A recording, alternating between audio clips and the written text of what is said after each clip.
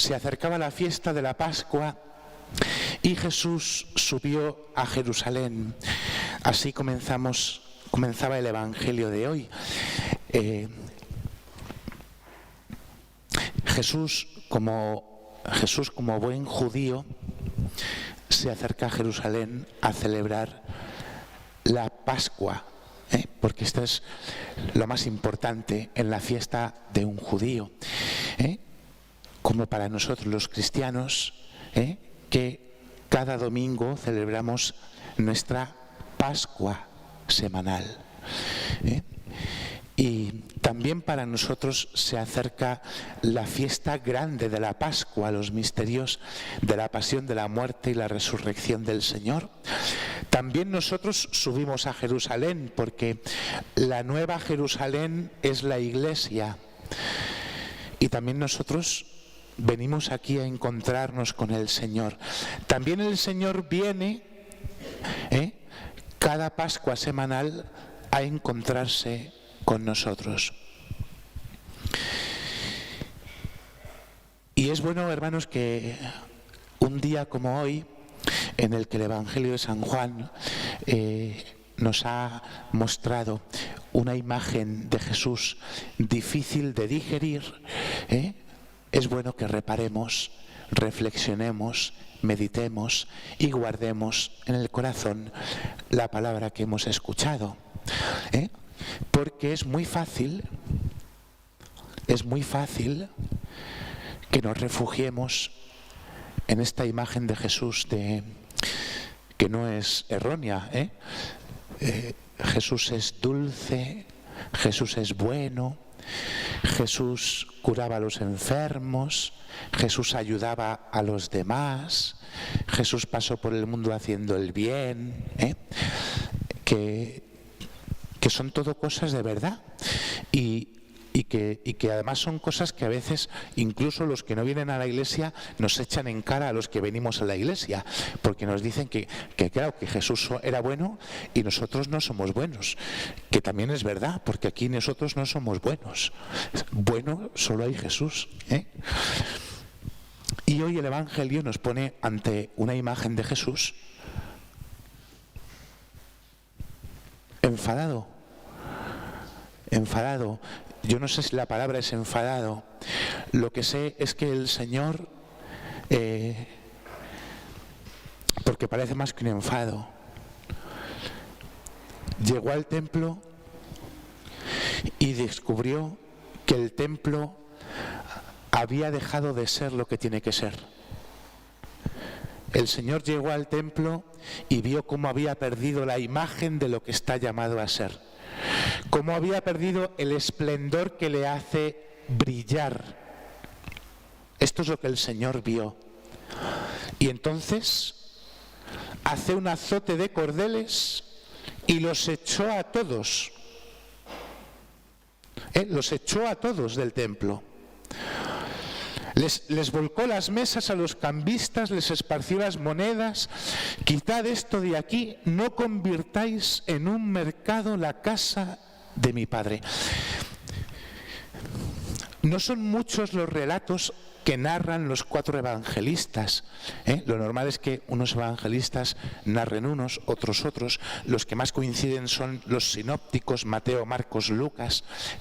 Pero este relato, oye, los cuatro lo describen, y utilizan una expresión en boca de Jesús que dice: mi casa es casa de oración, la habéis convertido en una cueva de bandidos y de ladrones. Y esta palabra, hermanos, es para nosotros hoy, es para nosotros, porque nosotros tenemos que pensar ¿con qué disposición venimos al templo? ¿Cuál es la disposición con la que venimos al templo? Y entonces, lo primero que podríamos pensar es: ¿yo voy al templo con el tiempo suficiente como para prepararme en silencio a celebrar lo más sagrado de toda la semana?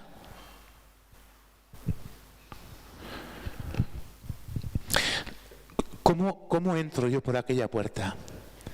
Entro, tomo conciencia de lo que pisan mis pies, busca mi corazón y mi vista el Señor que está en el sagrario, me recojo interiormente para detenerme exclusivamente en rendirle adoración y hablar al Señor para prepararme a celebrar lo más importante. Luego empieza la misa y solemos estar en silencio, ¿verdad? Pero acaba la misa, y ya se nos ha olvidado que estamos en un templo todavía, y entonces el templo se convierte en un mercado, como lo del mercadillo de los jueves, lo mismo, como un patio de cotorras donde todos hablamos, y hemos perdido la capacidad de entender que sigue siendo un lugar sagrado. Oye, ¿cuántas veces termina la misa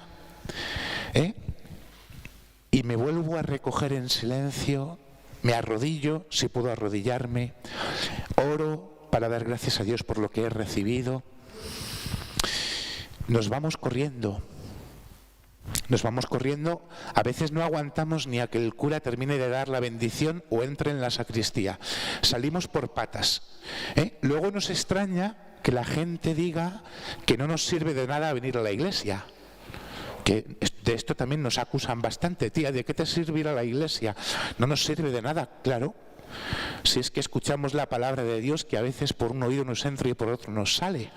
Si es que termina la Eucaristía y salimos corriendo y no tenemos ni un momento para asimilar lo que ha sucedido, ni para rumiarlo, para masticarlo, para meditarlo. Pero ¿qué efecto va a tener en nosotros si no me recojo para darle gracias a Dios por lo que recibo? Y encima somos motivo de escándalo tantas veces porque para uno o dos que se quedan a rezar no les dejamos, porque como lo importante es que yo hable con no sé quién o con no sé cuál, y entonces hemos convertido en un mercado la casa de nuestro Padre. Y fijaros, lo más importante, hermanos, no es esto, que ya es importante, porque es importante porque estas paredes están ungidas por el Espíritu Santo, por el mismo Espíritu Santo con el que se ungió este altar. El mismo Espíritu Santo que se derrama sobre el pan y el vino para transformarlos en el cuerpo y la sangre del Señor, el mismo Espíritu Santo que nos purifica del pecado y nos levanta para perdonarnos el Señor, el mismo Espíritu Santo con el que son ungidos los enfermos, el que descienden los esposos cuando contraen matrimonio en la bendición nupcial, el mismo Espíritu Santo con el que se ungen las manos de un sacerdote, el mismo que se recibe en la confirmación y en el bautismo, el mismo ungió las paredes de este templo, que es la presencia de Dios, donde Dios ha depositado su gloria, sus beneficios.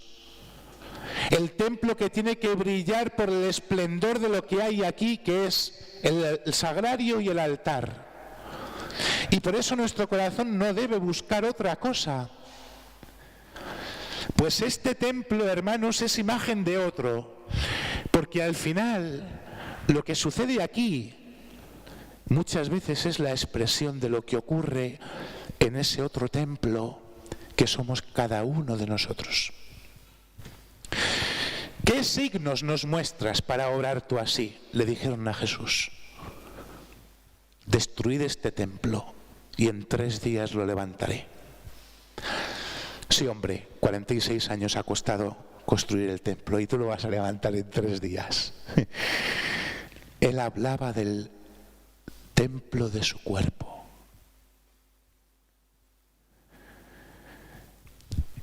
Y en los dos momentos hay algo precioso, que los discípulos recuerdan la Escritura. En el primer caso, el celo de tu casa me devora. En el segundo, cuando resucitó, recordaron lo que había dicho. Nosotros, hermanos, tenemos un Dios, por si no lo sabéis, por si no lo sabéis, tenemos un Dios que es celoso. Celoso. Y por eso nos decía por boca, en el libro del Éxodo, no adorarás otros dioses fuera de mí. El celo de tu casa me devora. Dios tiene celo y lo que le mueve es el amor infinito que nos tiene. Y él hablaba del templo de su cuerpo, y a nosotros también nos ha constituido templos de Dios. El día de nuestro bautismo un sacerdote impuso sus manos y nos ungió con crisma, y en ese momento sucedió el milagro de la inhabitación de la Santísima Trinidad en nuestras almas. Dios Padre, Hijo y Espíritu Santo comenzó a habitar en nuestro corazón. Eres templo de Dios, somos templos de Dios. ¿En qué lo hemos convertido? Porque el templo de Dios es donde Dios deposita sus beneficios, donde Dios derrama su gracia, su amor, donde Dios hace brillar su imagen. ¿En qué hemos convertido el templo de Dios, hermanos? Es importante que nos preguntemos esto. Es importante que entendamos si mi corazón, mi cuerpo, mi alma, mi vida es el lugar de la presencia de Dios. Es el lugar del silencio para escuchar a Dios. Es el lugar donde otros puedan encontrar a Dios. Nos podríamos preguntar cómo es mi mirada sobre los otros y si les miro como el templo de Dios que son. ¿Cómo estamos cuidando este templo santo que somos cada uno de nosotros? No sé si os habéis dado cuenta, pero cuando celebramos las exequias de un hermano que se nos ha ido al cielo, en el entierro, el sacerdote al final pone incienso en el incensario e inciensa el féretro, con el aroma del incienso, para recordar que ese cuerpo ha sido templo del Espíritu Santo. Solo se inciensa aquello que es sagrado. Esto somos nosotros. Somos nosotros. Y el Señor, hermanos, nos ha hecho un regalo muy grande para que nos podamos dar cuenta de cuándo estamos dejando de ser templo de Dios, de cuándo lo manchamos, de cuándo lo ensuciamos, de cuándo comerciamos, de cuándo lo convertimos en un mercado. Nos ha dado un regalo estupendo, que es su ley, como escuchábamos en el libro del Éxodo. Fijaros, una palabra tan impresionante con la que hemos respondido en el Salmo, porque a veces pensamos que la ley de Dios, los mandamientos, son insoportables, pesados, no me gustan, esto quién se lo ha inventado. Acabamos haciendo un juicio de que la Iglesia tiene que cambiarlo incluso, porque como hay que adaptarse a la modernidad de los tiempos, pues mirad, el Señor y solo el Señor tiene palabras de vida eterna, como hemos cantado en el Salmo. Las palabras del mundo son efímeras y se las lleva el viento, y nosotros tenemos que estar en la disposición de a qué palabra me quiero agarrar y cuál palabra quiero guardar en mi corazón y vivir, si la del mundo o la de Dios, porque nadie puede servir a dos señores. Y nos decía el Salmo que la ley del Señor es descanso del alma. La ley del Señor es perfecta, instruye al ignorante. La ley del Señor, los mandamientos del Señor son verdaderos, enteramente justos, más preciosos que el oro, más que el oro fino, más dulces que la miel de un panal que destila. Esta es la palabra de Dios. Esta es la ley que el Señor nos ha dado, que para nosotros, hermanos, yo os lo he dicho muchas veces, interpretamos mal lo que significa la ley. La ley es conocimiento de la verdad, me ayuda a conocer si estoy viviendo en la verdad, camino a la plenitud, me ayuda a caminar hacia la felicidad. ¿El fin es la ley? No, el fin es la plenitud. La ley es un camino que me lleva a ella. ¿Y sabéis cuál es el problema? Que tantas veces hemos ajustado la ley a mis criterios. Entonces ya no es la ley de Dios, es la tuya, pero no es la de Dios. Y no se trata de ajustar la ley de Dios a tus criterios, sino de ajustar tus criterios a la ley de Dios, que no es lo mismo. Ajustar nuestros criterios, nuestra vida a la ley de Dios. Es fácil de entender. Hemos escuchado en el libro del Éxodo: cuidarás el Sabbat para santificarlo. Para los judíos era el sábado, para un cristiano es el domingo. Santificar las fiestas. No harás trabajo alguno. Fijaros, porque santificar las fiestas no es solamente venir a misa el domingo, que hay que venir. Y el que no viene a misa el domingo, un domingo incurre en pecado mortal y ya no puede comulgar al domingo siguiente, se tiene que confesar antes. Que es que esto no se nos mete en la cabeza muchas veces. Porque hemos ajustado la ley de Dios a nuestros criterios y claro, así nos va. Santificarás las fiestas. Entonces, no solamente hay que venir a misa el domingo, es que hay que santificar el día entero, que es un día consagrado al Señor. No harás trabajo alguno, ni tú, ni tu mujer, ni tus hijos. Los hijos, los domingos no hay que estudiar. Y si tu padre o tu madre te dicen que tienes que estudiar, tendrás que decirle, no es la voluntad de Dios. Yo lo siento por los padres, pero es que no es la voluntad de Dios. La voluntad de Dios es que santifiquéis el domingo, que lo consagréis al Señor. Durante 6 días harás tus trabajos y tus tareas, pero el día séptimo descansarás, porque el Señor descansó el día séptimo. Entonces, si estudiáis el domingo, os tenéis que confesar por estudiar el domingo.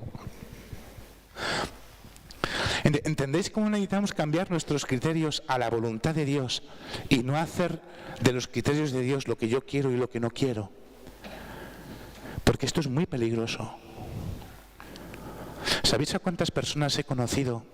Y a mucha gente le escandaliza esto, ¿Sabéis a cuántas personas he conocido que han tenido la capacidad de rechazar un trabajo porque han dicho, no, yo los domingos no trabajo, es el día del Señor?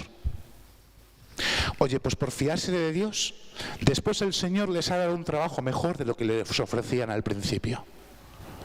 A lo mejor es que tenemos que hacer un acto de fe en la palabra de Dios y vivir siendo lo que estamos llamados a ser, templos, el lugar donde reside la gloria, la presencia de Dios, donde Dios pone sus beneficios. Esto, hermanos, nos tiene que bastar, nos debe bastar tomar esta conciencia de quiénes somos, porque vamos camino a la noche santa de Pascua, donde renovaremos el bautismo. ¿Y con qué corazón nos vamos a presentar? Si no es con el deseo de que el Señor nos renueve enteramente. Pidamos la gracia del Espíritu Santo para no olvidar nunca lo que Dios nos ha llamado a ser. Amén.